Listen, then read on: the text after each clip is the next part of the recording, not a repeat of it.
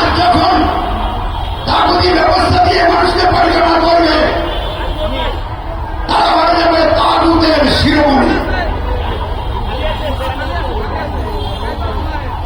তাহলে তাগুতি ব্যবস্থা কি? তাগুতি ব্যবস্থা হল ইসলাম বিরোধী ব্যবস্থা। তাগুতি ব্যবস্থা হল গণতন্ত্র, তাগুতি ব্যবস্থা হল রাজতন্ত্র, তাগুতি ব্যবস্থা সমাজতন্ত্র, সামরিকতন্ত্র, একনায়কতন্ত্র, ষড়যন্ত্র, ফ্যাসিবাদ, যত রকমের মানব রচিত ব্যবস্থা আছে সব ব্যবস্থা তাগুতি ব্যবস্থা। বর্তমান পৃথিবীতে সবচেয়ে প্রভাবশালী তাগুতি ব্যবস্থা হচ্ছে গণতন্ত্র। এই গণতন্ত্রের মাধ্যমে যেই সব দেশ গণতন্ত্র গ্রহণ করেছে ওই দেশের জনগণ হয় সকল ক্ষমতার মালিক, চূড়ান্ত রায়দানকারী। তাদের রায়ের পরে আর কারো কোন কথা চলবে না।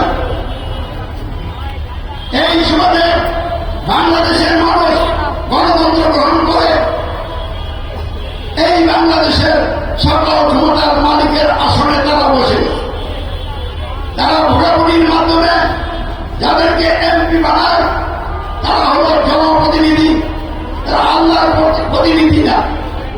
জনগণ হল তাদের মালিক, নিধি, আর তারা হল এই নিধির এই মালিকের প্রতিনিধি। তাহলে এই গণতন্ত্র আল্লাহর মালিকানাকে বাদ দিয়ে যাদের মরণ আছে, জ্বর আছে, ঠান্ডা আছে, সর্দি হয়, কাশি হয়, ক্যান্সার হয়, মৃত্যুবরণ করে এইসব মানুষ সার্বভৌমত্বের মালিক হতে পারে না। বলবেন আমরা তো আকাশে আল্লাহকে সার্বভৌমত্বের মালিক মেনে নিয়েছি। আমি ওই জায়গার কথা বলছি না, আমি বলছি আমাদের এই সমাজ আর্থিকতা এবং পরিচালনায় আইন বিধানের জায়গায় তাকে আপনারা চূড়ান্ত মালিক গ্রহণ করেছেন। আল্লাহকে কি চূড়ান্ত মালিক গ্রহণ করেছেন?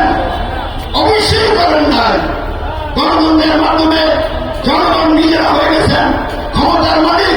ফরাউন মিশর রাজ্যে ক্ষমতায় আসীন হয়ে যেই কথা বলেছিল বাংলাদেশের মুসলিম পরিধানকারী লোকেরা সব হিন্দু বৌদ্ধ খ্রিস্টান সকলে সমান এবং রাষ্ট্রের জায়গায় গণতন্ত্রের মাধ্যমে জনগণ ক্ষমতার মালিক বলে সব কিছু ফেরাও হয়ে গেছে।